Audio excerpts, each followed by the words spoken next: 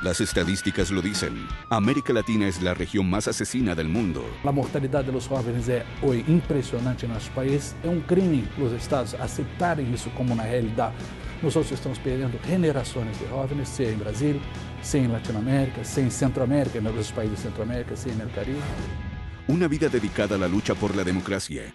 Entrevista con el presidente de la National Endowment for Democracy. Creo que hay un movimiento real en Cuba. Ahora hay un movimiento de base de la sociedad civil, muy activo, y la dictadura se está desmoronando. Cada vez más personas renuncian a casarse o tener hijos. ¿Se acerca el final de la familia? Países como México, conocido por su alta tasa de fertilidad, donde una mujer tiene 5 o 6 hijos, ahora tiene una tasa de fertilidad de 2 niños por mujer. El ritmo latino. Las canciones latinoamericanas que más dinero han ganado. Detalles tan pequeños de los dos. Aquí comienza Efecto Naim.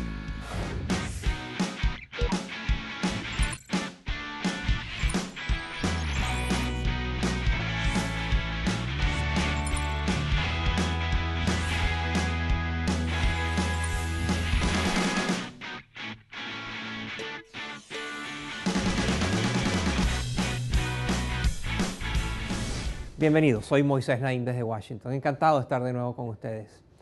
Hoy les voy a hablar de un tema difícil: armas, muerte, homicidios.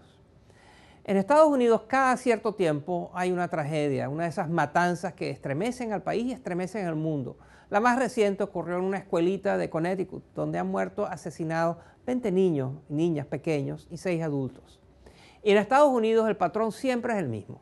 Un hombre, casi siempre es un hombre, con problemas mentales y fuertemente armado, asesina a un grupo de inocentes. Inmediatamente después se desatan la conmoción, la indignación y un encendido debate nacional sobre la necesidad de ponerle límites, de restringir de alguna manera las ventas de armas de fuego, sobre todo las ametralladoras semiautomáticas que generan un nivel de devastación inmensa.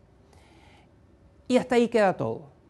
Se olvida, no pasa más nada y no hay cambios de leyes hasta que ocurre otra masacre. Y de nuevo el ciclo se repite. La indignación y el debate nacional y después no pasa nada.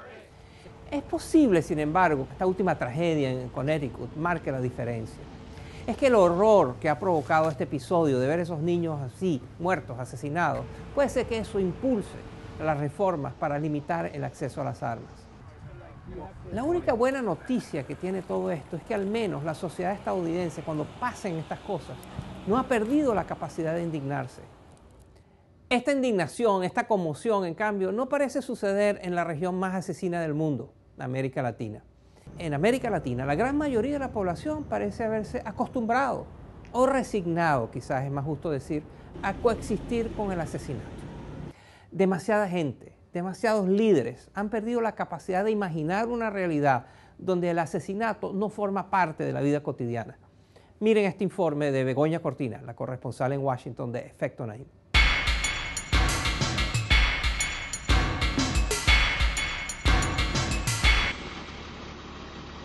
El número de muertes derivadas de la violencia en América Latina es el doble que en Estados Unidos y casi 5 veces mayor que en Europa. La mortalidad de los jóvenes es hoy impresionante en nuestro país. Es un crimen los estados aceptar eso como una realidad del día a día, cotidiana. Eso tiene que cambiar en algún momento. Nosotros estamos perdiendo generaciones de jóvenes, sea en Brasil, sea en Latinoamérica, sea en Centroamérica, en los países de Centroamérica, sea en el Caribe. Este es el listado elaborado por la Oficina de Naciones Unidas sobre Drogas y Crimen. Es una clasificación de los países con más homicidios del mundo. Según esta clasificación, Honduras y El Salvador ostentan el dudoso honor de ser los lugares con más asesinatos del mundo. Se repiten sucesos como este. 6 jóvenes asesinados en Tegucigalpa. A mí solo se me dio la información que los dijeron pónganse boca abajo y empezaron a disparar. Yo pienso que en este país, a como estamos en estos momentos, no hay seguridad, porque usted no está seguro que salió de la casa, pero no sabe si va a regresar. En Centroamérica actualmente mueren más personas de manera violenta que durante las guerras civiles de los 80 y principios de los 90, aunque esos conflictos podrían ser uno de los orígenes del problema. Fueron países donde hubo mucho conflicto y mucho armamento, y yo creo que en muchos casos vemos que parte de las redes violentas o del Estado o de guerrilla se quedaron, pero se convirtieron en redes criminales. Hay menos posibilidades de morir asesinado en cualquier calle de Bagdad que en Guatemala.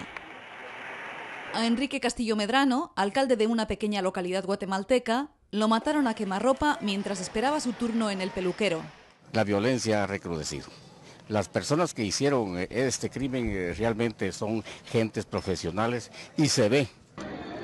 Según un estudio reciente del Latinobarómetro, en el cono sur de América Latina, los asesinatos estarían más vinculados a hechos de violencia doméstica.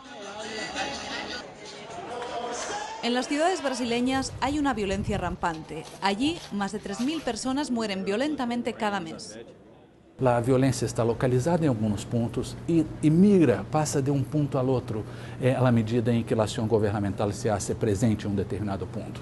De hecho, uma dinâmica muito próxima a lo que vemos em todo o hemisfério, que é essa dinâmica de assassinatos do crime organizado, assassinatos de jovens, assassinatos de homens, varones, jovens e assassinatos com armas de fogo. En Colombia y Venezuela los homicidios están más vinculados al crimen organizado. Un fin de semana caliente en Caracas arroja el mismo número de muertes que el conflicto entre israelíes y palestinos cualquier mes. Pero en Ecuador, Perú y Bolivia, donde se concentra la producción de cocaína mundial, parecen estar más relacionados con la violencia doméstica y los delitos comunes. A pesar de los esfuerzos de los expertos, nada explica de manera rotunda y convincente el porqué del problema. La pobreza como tal no lo explica. Si así fuese, China debería de tener más asesinatos que Brasil. Hay partes de Latinoamérica muy pobres que no son violentas. Hay obviamente muchos lugares en los conos urbanos que no son violentos. Algunos sí lo son, pero no es una condición necesaria para que haya violencia, no asegura eso. El narcotráfico en sí tampoco lo explica. Estados Unidos, por ejemplo, es el mayor consumidor de drogas del mundo y, sin embargo, aquí en este país se producen muchos menos asesinatos que en América Latina. Si observamos no tanto el consumo, sino los proveedores, Marruecos sería lo que en México a Estados Unidos, es decir, es el proveedor de droga a sus vecinos del norte, a Europa. Y, sin embargo, en Marruecos se producen mucho menos homicidios que en América Latina. Los expertos coinciden en que no hay una respuesta única. Creio que há que fazer uma articulação internacional muito mais grande em termos de ações comuns, ações que passem nas fronteiras, a capacidade de controlar as armas, a capacidade de diminuir a disponibilidade dessas armas, abrir espaço para diminuir a inequidade em nossos países, para que essa juventude tenha espaço possível de emprego, de enseñança, que pueda criar a ellos condições que puedan ter a possibilidade de escapar da ameaça que o crime organizado representa para todos nós outros. Un problema sin una única causa ni una única solución. Para Efecto Naim, en Washington DC, Begoña Cortina. Gracias, Begoña.